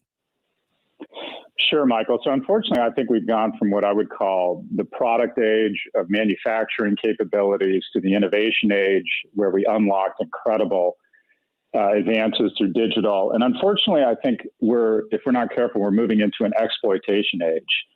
And when you think about what Uber does is it tries to arbitrage a group of people, 7 million drivers, who are so desperate for flexibility that using software, Uber's figured out a way to clock them out when they're not working. There was outrage when fast food companies tried to do this, clock workers out when the McDonald's wasn't busy. But effectively, Uber has done that and scaled that. I would argue that Robinhood is exploiting young men's boredom and stimulus checks and gamifying investing and turning it into trading, which, as we saw in the late 90s, does not end well. And I think Facebook has been exploiting young people's desire for approval and affirmation. So I think there are some very dangerous elements that we mistake for innovation that exploit teenagers, people who need flexibility, and young men who are desperate to find something to do and are bored and like to gamble, quite frankly. So I think Uber is a menace. I think Robinhood is a menace. And I think for some reason we've decided not to hold these companies to the same standards that we've held traditional companies in the past in America. It was interesting to me in the most recent election that California voters had the opportunity to pass judgment on Uber at a time when they were giving an overwhelming share of their votes to Joe Biden at the top of the ticket. But you know the ballot initiative to which I'm referring, and Uber came out on top, albeit with a lot of money having been spent on their side of the equation. That's a fair point. California voters got a chance to vote on this, and they decided to pass Prop 22, which basically makes it almost illegal for Uber workers to unionize. There are some good things in the proposition, but essentially, as we've seen money infect politics, the yes on 22 got about $250 million from Lyft, Instacart, and Uber. And the no on 22, which was largely supported by unions and workers, raised just a few $1 million. So as you can see, and I would argue that essentially the innovators class and the amount of value or shareholder value they have is sort of overrun labor. And I would argue overrun government. But to be fair, they won the ballot. That's their right. But I think it indicates a broader sickness here, and that is we're transferring wealth from the middle class to the shareholder class. And I think this is evidence of that. The thesis of the book, at least according to me, the book title Post-Corona From Crisis to Opportunity, is that we're now on fast forward, that we've just gone through these years of change in a matter of months. It's not so much, and you tell me if I got this wrong, it's not so much, Professor Galloway, that the pandemic has changed the natural progression of our cultural trends and economic trends. It just sped everything up. Is that fair? I think that is fair. I think a lot of people would describe our economy pre-pandemic as dysfunctional, and overnight it's gone to dystopian. The Robin Hood Foundation, which is a charity here in New York, not to be mistaken for the trading platform, showed the results of a survey today showing that 32% of New Yorkers have been to a food bank since the outbreak of the pandemic. So keep in mind that since the beginning of the year, post-pandemic, the markets and residential real estate, the two largest asset classes, stocks and homes, have gained several $1 trillion in value. So people who own assets are wealthier than they have ever been. At the same time, if you took 100 people randomly in the state of New York, just as many of them are likely to have been to a food bank as have a college degree. So we have accelerated the benefits and the spoils going to fewer and fewer people, and also accelerated the vulnerabilities of our brothers and sisters in America. This truly is a K-shaped recovery. We are truly barreling towards a society of 3 million lords being served by 350 million serfs. There are some very unhealthy trends that have just accelerated. You point out in the book that from March to July, we saw more than 500,000 deaths from COVID-19, including more than 150,000 in the United States. And in that same 5-month time period, 9 major tech companies increased in market value by $1.9 trillion. It took Apple 42 years to get to $1 trillion. It took them 5 months to get to $2 trillion. It took Amazon 25 years to get to 500,000 employees. They've added 500,000 in the last 12 months. Everything is accelerating. And unfortunately, if you get to the root cause of this, we have a pandemic that is killing people at 3 times the velocity that the Axis powers killed our young men, mostly young men, in World War II. Yet we have decided that patriotism is no longer sacrifice, it's stimulus. This has really revealed some very ugly comorbidities around about our nation, where our exceptionalism has morphed into arrogance, where wealthy people and corporations aren't willing to pay more taxes. We still need to fund and pay for how vulnerable our population is. And the net result of all of that is we have now accelerated government spending 24 years. We are spending, Michael, this year, the government, what they were anticipated to spend in 2044. So in sum, we've decided to give the bill for this poor response to this crisis to future generations because they don't vote. It reveals a real lack of national character. Some who I don't think understand Professor Scott Galloway, I paid attention to the reaction from our conversation on television, question your capitalist bona fides. What would you say to them? I'm a full-throated capitalist. 99% of my wealth comes from the sale of stocks and companies I've started. And capitalism took the son of a single immigrant mother who lived and died as secretary and has given me a life I just couldn't have even imagined. But that was because of the generosity and vision of big government, specifically the University of California and the Regents of UC. Capitalism is not an organic state. It collapses on itself if we just let the wealthy and private corporations overrun government. It has to rest on a pillar and a foundation of empathy. The reason we have corporate competition, the reason we have incredible prosperity through capitalism is so that we can be more generous and empathetic with our neediest. I think we have lost the script. We have decided to protect companies, not people. We leave restaurants open. We close schools. We keep taxes low, but we make 1 in 5 households that have children food insecure. Capitalism is not an organic state. Without empathy, it turns into cronyism, and that is where we're headed. You reflect in the book on your own educational experience, as you just described here briefly, and you envision a world in the future where, say, MIT and Google are working jointly to offer a degree in STEM. How likely is that development? Since writing that, I think I got that wrong. I think the Ivy League will likely maintain its exclusivity. I think they're no longer in the business of being public servants, but they see themselves as luxury brands and are largely there to educate the children of their investors and their endowment and some freakishly remarkable kids from middle and lower income households that make them feel better about the fact they're no longer public servants. But there is a silver lining here, and that is through the embrace of small and big tech. If we just take 50% of our classes online at our great public institutions that educate 2/3 of Americans, we could effectively double the supply and break the cartel of higher education that used to be this incredible upward lubricant of the middle class that has morphed into a caste system. So UCLA could go from 12% admittance rates back to 24. And by the way, when I got in on appeal, it was 60%. We have lost the script in higher education. It shouldn't be about luxury branding. It shouldn't be about educating the elite. It should return to its rightful place of educating the middle class. As a nation, if our values are reflected in our spending, it appears that our collective goal has been to take the 1% and turn them into billionaires. And we need to return to the collective goal of taking the other 99% and giving them a shot at getting into the 1%. We need to fall back in love with the unremarkables, Michael. And the silver lining here is we can potentially dramatically increase admittance rates to great universities and lower the cost through the use of technology. Professor, I promise I won't give it all away for free. The book is called Post-Corona, but I want to ask about Amazon. Is it good or bad news that they're now moving into healthcare?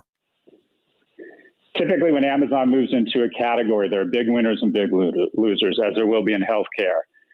Consumers will win. It will bring competition. Prices will come down. Shareholders will win. Amazon, just looking at an industry, it can perform a Jedi mind trick. And when it announces it's now got 24/7 pharmacists available through Amazon Prime, retail pharmacies and pharmaceutical firms shed billions of dollars that leaks to Amazon.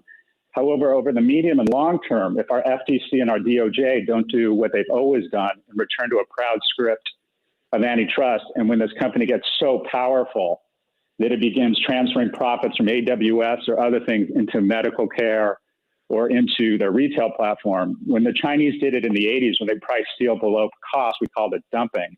When Amazon does it, we call it innovation. So I'm a big fan of Amazon coming into the category, but at the same time, we have to ensure that they are putting great companies out of business through monopoly abuse or anti-competitive behavior. So is Amazon going into healthcare a good or a bad thing? The answer is yes. There's a stunning chart in the book where you show that the share of U.S. households that have Amazon Prime exceeds those that own a gun, are members of a church or synagogue, voted in a 2018 election, own a pet, or will decorate a Christmas tree this year.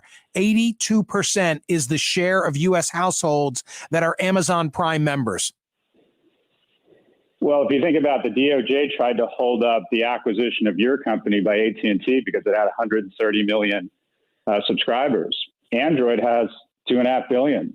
Apple has over 1 billion with iOS. And Amazon, essentially any household with a credit card, has a cable provider and a retailer with a direct relationship called Amazon. So again, you have companies that play by a different set of standards. There is no organization in the world that has this monogamous recurring revenue relationship with as many households as Amazon. It doesn't even define monopoly. It's blown by any sense of what a monopoly is. But yes, you're right. More people than voted in the 2016 election, more people that decorate a Christmas tree. Essentially, every home has a utility, and it's called Amazon, but it's an unregulated utility.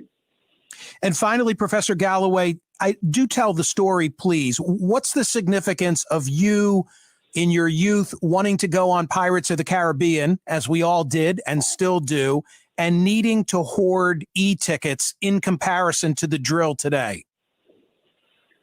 Well, Michael, there's a lot of great things coming out of the pandemic, the dispersion of healthcare and education to our smartphones and our homes. But if you think about movie theaters or malls or schools where we used to be exposed to different people from different backgrounds and different socioeconomic classes, it provided young people with aspirations you know, I went to school with some rich kids and some poor kids, and it gave me the aspiration to go to college. But at the same time, my best friend, Ronnie Drake, was a football player that wasn't going to go to college unless he got a scholarship, and it created more empathy. We're losing interaction with people, and we're segregating and segmenting. And Disney, recognizing this, gives several options at the park. One, you can pay to go in, and it's $139, and you're going to wait an hour, 2 hours for Pirates of the Caribbean, or you can pay another $50 if you make a little bit more money and only wait 10 or 15 minutes, or you can pay $5,000 and 8 of you get to go into the employee entrance and learn a hand signal if you want to go again. We are segmenting society to the point where people no longer interact with each other. We are segregating across all aspects of our life, and it's bad, Michael. We have very few opportunities for our children to learn there by the grace of God go I. And you were hanging out with your friends and hoarding the e-tickets and getting in about 45 minutes. We were all in the same boat, and that was a good thing. It's literally. for us to see. It's a good thing. Yeah. Yo ho, the Pirate's Life for me. I'll never forget the first time that I did it. There you go. Hey, Professor, the book is excellent. I mean it. Otherwise, I wouldn't say it. And thank you so much for coming on radio. I really appreciate it. Well, thank you, Michael. Your generosity and your power are, again, I'm fortunate to know you and fortunate that you have such a powerful platform and that you take interest in these types of ideas. So thank you. Speak to you soon, I hope. That's Professor Scott Galloway from the NYU Stern School of Business. The book is called... Interesting. I had to let Michael Smirkanis get his cloud up right there because he really is the go with this shit, man. When, like, if you really want to get deep into the issues of the day when it comes to politics, he's where to go. Sirius XM, channel 124, the POTUS channel, 8 a.m. to 11 a.m. Central weekdays. That's my boy. I got his back. So there's a lot to unpack there. You know, that's a heavy hit in 15 minutes. Hit them with the number one more time. If you guys want to comment or call in, 219-702-6028. The number is 219-702-6028. Right when he started off talking about all the Uber and shit like that. Yeah. And it's when I lived in California, I Ubered for a year. Like it was probably late 2014 to beginning of 2016. And when I first started doing it, it was awesome. Like I was making all types of fucking money. I was working very little hours. Like I'd work anywhere 24 to 32 hours a week. I'd be bringing like $1,600 home. But it started getting oversaturated.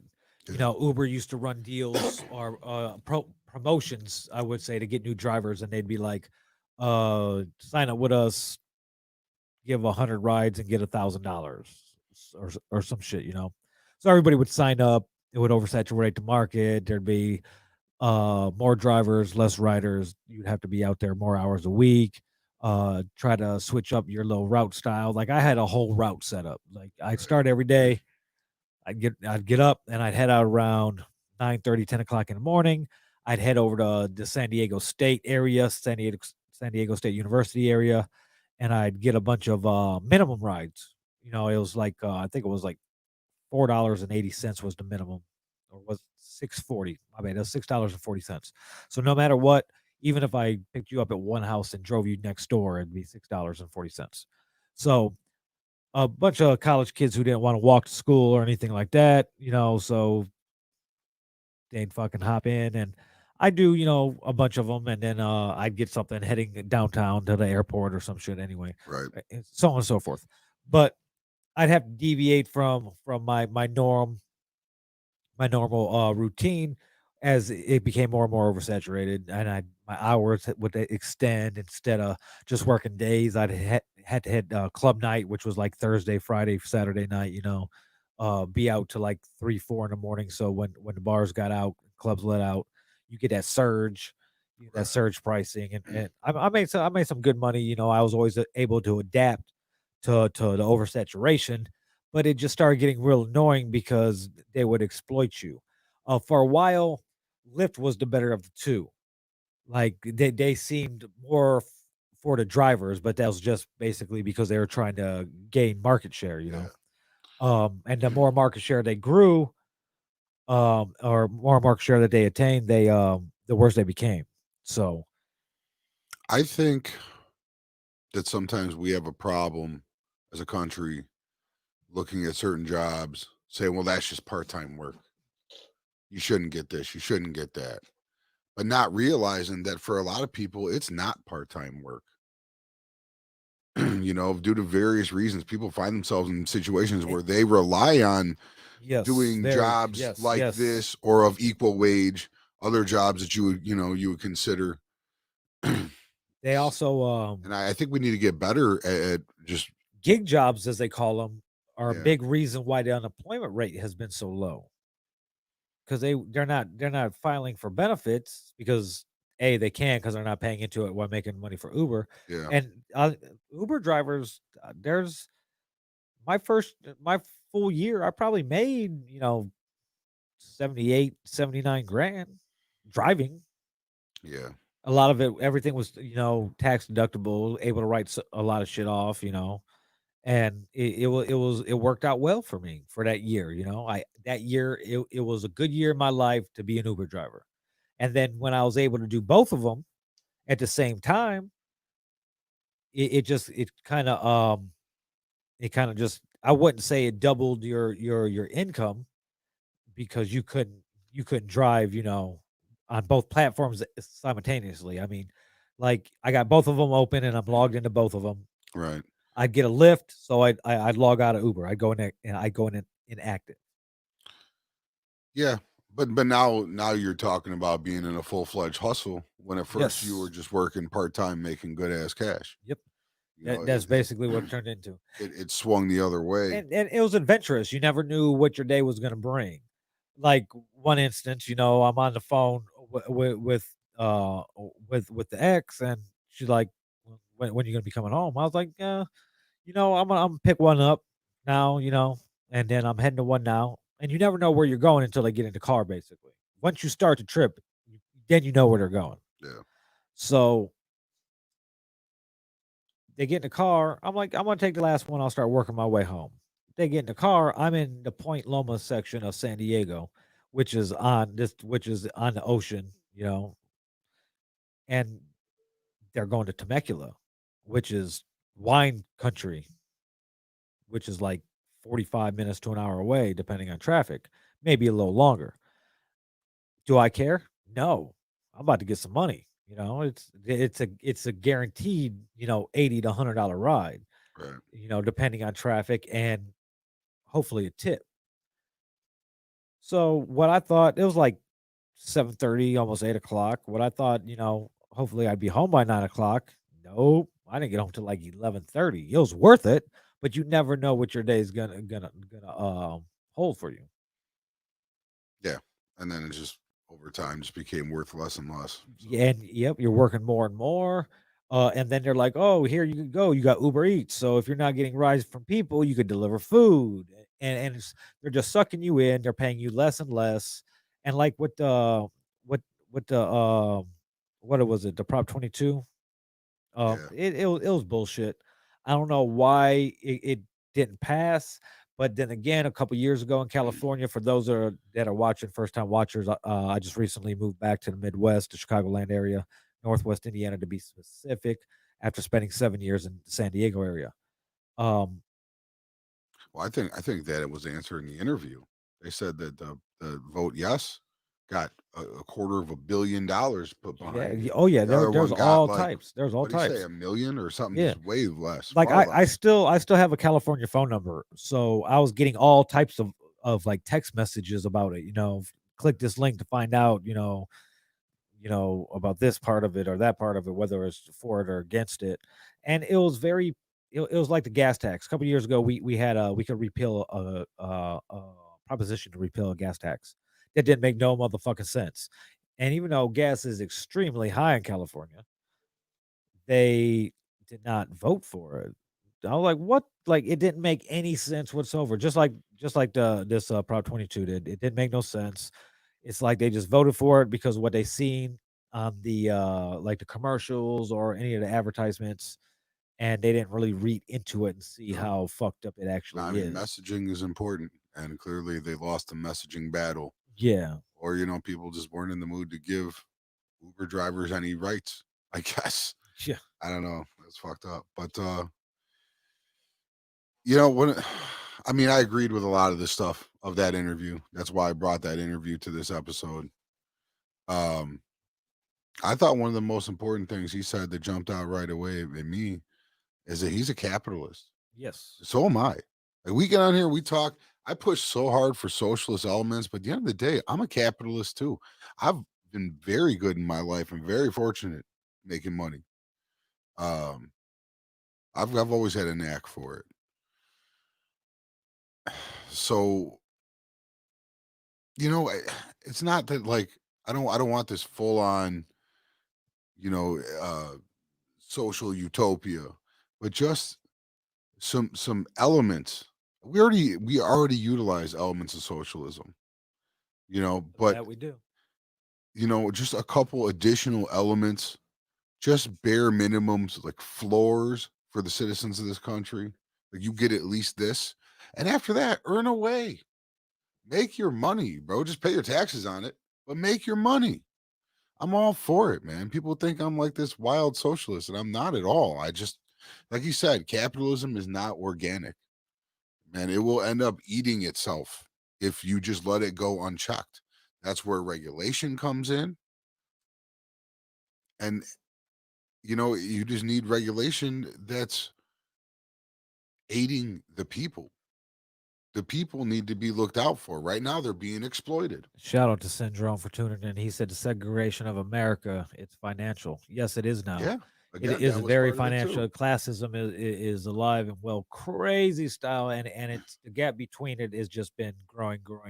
And it's leaking into education. Yes. Education cannot become a big money game.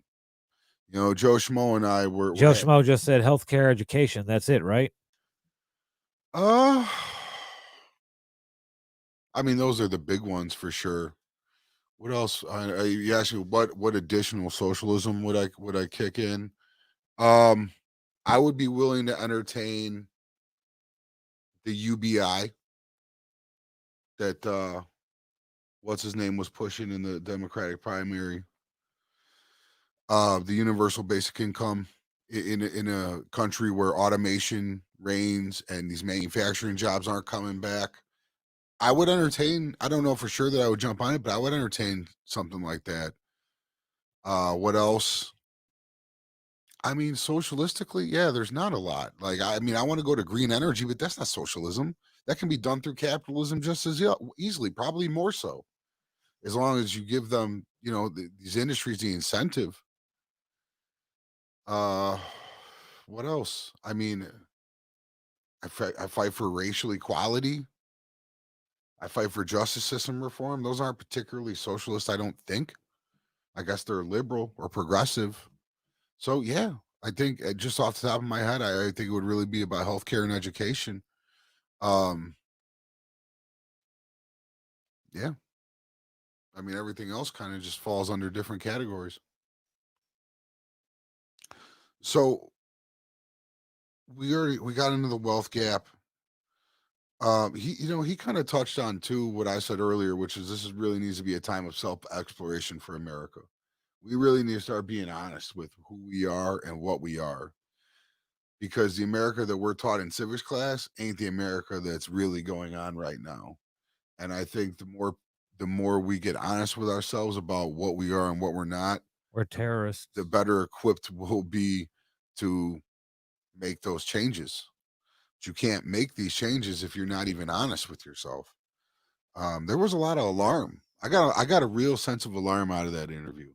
Like, we are really heading down a really tough direction, man, as far as, like you said, classism. Well, we've been heading, we've been heading, and now we're there. It's like, boom, but I mean, there you go. The Apple numbers, it took them 40 years to make their first trillion, 5 months to make their second. It's accelerating at such a rate. Very, very, very rapidly. Yeah, and it's a problem, man. And someone needs to step in quickly and start doing things to swing some balance back towards the people, because these corporations are just going to continue to take. That's what their existence is about. That's what they exist for, to build Joe wealth. Joe says, here's the whole thing in regards to socialism. When is enough enough? When is equal opportunity going to meet equality? Well, here's the thing. Well, equality is more not when I say that I don't mean so much economically. I just mean the way that people are treated. Yeah. Um yeah. But opportunity, I mean, I want everybody to have opportunity. You know what? Education. I mean, education's already kind of socialist, but I want that to be better funded. So you could throw, well, actually, we were talking about education. Um, fuck, I lost my train of thought. It gets me all worked up with the socialist shit. Yeah, it's I mean, everywhere. I mean, we're the last industrialized country not to have Yeah. any type of universal health care. Japan does it just fine. A lot, man. All countries have some version of socialized healthcare. We're the last ones to the table because of American arrogance, which was another thing he referenced Yes. in the interview that I've been talking about. And that's just, we just think that we do everything better. And because we didn't come up with socialized medicine, therefore it can't be better than our system. And you know, for some, our system is the best in the world, but for a lot of people, it isn't. And that's an issue for me. You know, I don't know that it will get in a situation where everybody could get the best health care, but there's situations where we need to do better as a country for the people. And I do believe healthcare is a right. I absolutely believe that. And as far as the opportunity, which is what you were saying, I lost my train of thought on. Yeah, I mean, there's some people that need more opportunity. There's some people that have more opportunity, and I would like to see that leveled out. Now, that is the starting line. You know, people As are going to succeed to different degrees. Some people are still going to fail, but at that, least that you that had a comes into fair what Joe chance. says. Joe says some people are just born with better motivating ticker than others, They and are. the ones that aren't born with the Elon Musk ticker will always be mad at his wealth. I'm not mad at his wealth. As long as I don't know what he pays in taxes on. As long as he pays his taxes on it, I'm not mad at his wealth. But I Yeah, just I want. it's not that we're mad at his wealth. What why does it make sense that he pays less taxes than a waitress does? I mean, does he? I don't know that. That income tax bracket that bracket that he's in does. Yeah, yeah, he probably saved a ton of money on that tax cut. Listen, I'm just gonna put it to you like this. I'm white trash. I hope my family isn't listening right now. I am fucking white trash, and I'm trying He to. says, I, Joe says, I I'm understand the talking. argument for He education and can wait. healthcare. I just don't think everyone deserves steak. Well, yeah, education. I don't want anything more really than education or healthcare. But Listen, that just makes as sense. someone who's trying to class up, I'm trying to improve my That I don't know, Joe. standing class wise. All I'm asking is to get some of the hurdles out of my way, because as you really rub shoulders with some like more successful, wealthier people, you realize it is an insider's game, and you're not fucking welcome. And I've encountered that attitude in a lot of different places in a lot of different situations. They don't want you to succeed. Not at all. They like their small club. Yeah, That's you less know, amount of the pie that just has to be divvied just up. get some of the hurdles out of my way. If I make it or don't make it, let it be on my merits. Don't let it be because it's a fucking fixed system that was rigged against me from the beginning. And God, I know that sounds like something Donald Trump would say, but fuck if it ain't true. Like it used to be, you used to be able to work hard and move up in class and move up in wealth and stature. Now you work your ass off and barely get by. It ain't what's up. No, because all those people who worked up, started their own shit, You know, sold out to the corporations to become millionaires, and now that's why one corporation owns many different brands and shit like that. millionaire. That ain't even shit anymore. At the time, it was. That's how far this our community our society has grown. Now it's hundreds of billions heirs, and now it's I'm sorry, hundreds of millions heirs and billionaires, and like $1 million ain't even shit. It really ain't. But it's so much harder to get these days, I think, than it used to. And like I said, everybody ain't gonna get there. Everybody ain't gonna win. That's a sad fact of life. Yeah. But can we give everybody a shot? Can we at least give them a foundation to try to achieve something greater? Joe and I were talking on Facebook earlier, and we were kind of having a back and forth about student loan debt. And to me, a predatory loan's a predatory loan, but there's people jumping in there saying, well, what about my mortgage? And what about this and that? And however you wanted to do it, if you wanted to deduct 10 grand or wipe it all out or something in between, that's fine. But my question is, why are we making it harder to get educated? Isn't a better educated society just better for everybody? Yeah, you would think. It would make for a smarter, better informed, more intelligent society. There would be all kinds of benefits. They don't want a more intelligent society. No. And they're making it harder. You got to pay the price. That's not what they want. You got to bury yourself in 200 grand of debt to make that move. Why is that the federal government's responsibility? Joe asks. Who else's is it? It's regulation. That's what they do. I don't have no more answer other than that. Who else are you going to go to? The schools are going to be greedy. They're going to keep fucking pushing for more and more money because that's how they do. Businesses do the same. The government is who I look to put a lid on them via regulation to cap what they can do to the people. So that's why they should do it, because that's what they exist to do, in my opinion. Maybe it's the responsibility of the person that accepts the loan. I mean, it is, but do they know? Do they know all the fine print? I've literally seen people pay their loan off and have seen the balance go upwards. Yeah. Again, a predatory loan is a predatory loan. I don't care what you're loaning it for or what the loan is for. They bailed out a bunch of people with predatory mortgage loans. Yeah. In the recession. Exactly. We bailed out big banks for issuing these loans. I've paid back half of what I borrowed to go to school, and I owe what I borrowed to go to school still. We're still paying on fucking, if that makes sense. I'm paying on fucking loans from 04 to 06 still. Get by well enough with it, but it just why are we making it harder to get educated? Joe says he reads his fine print.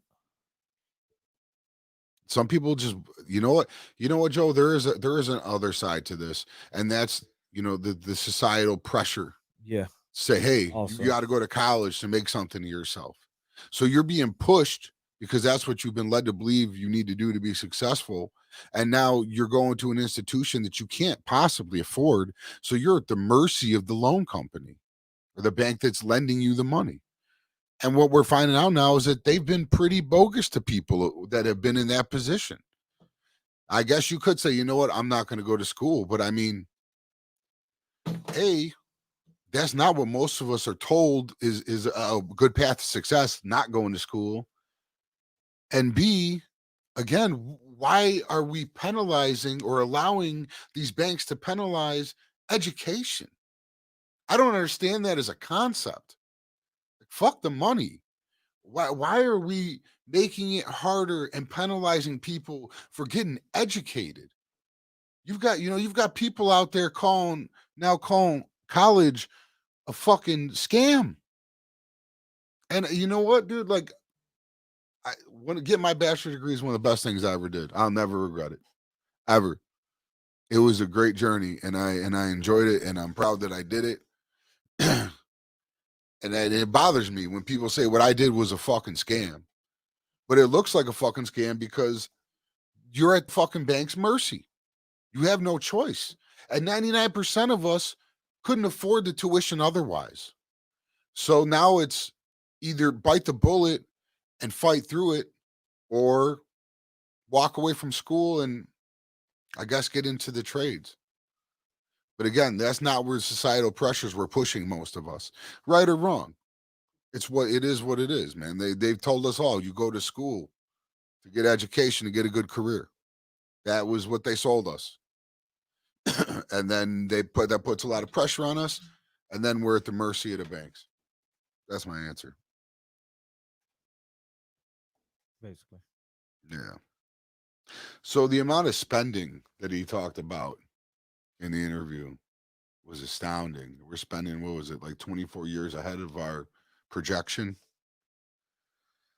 I thought one of the key things he said was that capitalism needs to be built on a foundation of empathy. It's a very good way to put it. I agree with it. I just, we can't just throw everything out the window and just go crazy for every dollar, man. Like, there has to be limits, I believe. Joe said, no, you couldn't afford it at 24 years old. Maybe people could afford it better in the midst of their career. Talking about, I would assume. Was the college still? I mean, again, that's not what we were told we were supposed to do. I know plenty of people that just slowly work towards their master's or doctorate throughout their career. Yeah, if you get to that level, but they didn't work their career through their bachelor's, and probably not even through maybe not even through some of their grad school. Yeah, when you get into your doctorate, you're already working at hospitals or whatever you're doing, or working as an educator. There is no end game in education. I mean, but those people put real years dedicated to towards their education, bro. They didn't do all that part time. Like you start going. Well, 9 times out of 10, you start going towards your master's. You got your doctorate in mind, and once you get that, you just usually still continue in the field that you got your doctorate in, and like dive even deeper into it. And unless you're making some type of significant money from whatever you're pursuing, you're paying off fucking student loans until you die. Well, and also it goes back to what I said, like you're disincentivizing education because more people are going to fail out. They're not going to complete it if they have to work a career and go to school. Some people will, and those people are very impressive. All props to them. But a lot more people aren't going to fucking end up completing that. And a lot more people are going to fall short and still be crushed with major loans. Breaking news. It has to do with Washington, D.C., but it's not political related.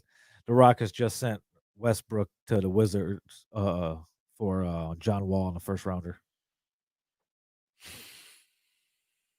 Okay. I mean, I'm glad Russell Westbrook didn't come to the Bulls. So, sure. My phone went off. I was like, oh, what's that? And Sasha Obama TikTok dance went viral because she had a bunch of white friends in the background. Welcome to America. We need to get back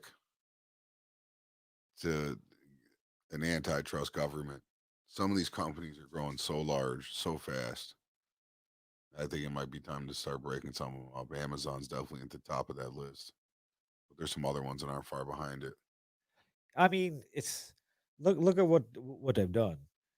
NBC, which is probably the number one media company in America, owns a cable network. They own Comcast now. Like, when would you ever thought that would be able to happen in America? Like, that's conglomerate to the fullest extent, and that's not the only one. AOL Time Warner happened years ago. Disney owns ABC and ESPN. And exactly. What else? Disney is Marvel. They just bought Fox. Yeah. I mean, granted, they just bought the movie and TV show part, but they bought Star Wars for $4 billion, motherfuckers. They're already making money. They've already got their money back, and they're in the black. Yeah, so the more just like I said earlier, a lot of the multi-millionaire 100 people worth 100 million and up were people that started these companies, in the 70s and the 80s, sold them in the 90s, and again with the .com bubble and shit like that. That was kind of shrank. What do we call the mom and pop shops and shit like that. You figure, look at everything. Look at everything you like. Big box retailers started Exactly. overwhelming mom and pops, and then these corporations would buy all this, would snatch up all these people who were seen as competitors, and that made crazy multimillionaires of people who started those companies. And now, for instance, look, what is it? All those major brands, all the luxury brands are owned by one company. Fendi, Louis Vuitton, Gucci, Coach, all those are owned by one company. MTV owns 30 channels. Well, it's including VH1. It's Viacom that owns it, which also owns CBS. Yeah, so it's insane. Like you're competing against yourself. That's what it comes down to. Like, it has shrunk everything. Look at T-Mobile just bought Sprint. So we're losing a major carrier that's been around for years. I loved Sprint too. But they had to sell Boost to make the deal work. So Boost is now owned by Dish, who's gonna try to put more money into it to make it the fifth, or I should say the fourth major carrier. Yeah, I mean, it's just like, But Google did the right thing. They were forced to do it years ago. They spun out. Now it's the parent company is Alphabet, and then every individual company they got is under that Alphabet umbrella. Yeah. But I mean, But this is what these Microsoft went through antitrust shit too. Yeah, it's not even really that big of a deal. Like, But look at Facebook. Facebook started be split up. Everybody knows the Facebook started the story. It started as something that was only available to college people in college, and now look at it. It owns Instagram. WhatsApp. Right. It's a media company. Now, not just a social media company. I thought it was a very interesting idea when Dr. Galloway called Amazon a utility. That was a really intriguing concept. Dude, that is. I mean, dude, they're in 82% of households. That is insane. That's more people than put up Joe, Christmas Eddie, trees. Eddie has been last week. He wasn't able to be here because he was working. He was fixing Europe. Somebody broke Europe. He works in IT, so and now his schedule switched, and he's probably sleeping right now. So even though we thought he'd be up and joining us before the end of the show, he didn't quite make it. Yeah. Yeah, it's the Amazon's in every house. Because they actually just took my Prime membership payment out last night. Dude, I'm all wired in through Prime. I use their shit at Whole Foods, and yeah, I got Prime. I got a credit card. I got Alexa. I got the cameras here are Blink, owned by Amazon. Right. Amazon is just now they're my life. Into healthcare, medication distribution. Yeah, basically. That's wild. They're gonna end up getting an antitrust against them. They have to. They're just getting too big. So that was about it. Yeah. Unless that's pretty much. Got anything else to say? Put a wrap on it. That's pretty much it for this week. Clocking in at 2 hours and about 5 minutes. Next week, the show will be done remotely. I will be in Miami. It won't be too nice. It's going to be in the low 70s while we're there. But it's all work, a little bit of play. I'll be out there shooting a couple music videos, and I got this show I got to do from there.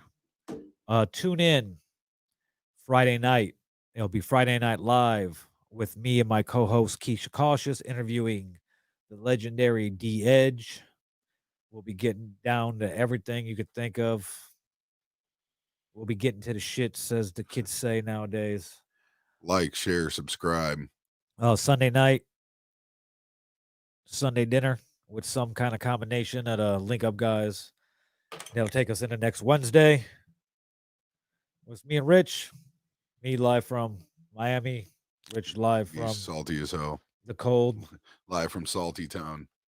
December 18th, Vill and Radio presents Friday Night Live with G. Scott. All this could be streamed on robvillain.com. Call line's always open. 219-702-6028. You could text a hotline at any day, not even like when we're on air. But who knows what kind of response you're going to get. Yeah. It might be funny. Might go viral. Can't guarantee if or when we'll get back to you. But thanks for tuning in, guys. Like, share, subscribe. You know it. Go to youtube.com. Search Vill and Radio Network. Like that shit. Peace.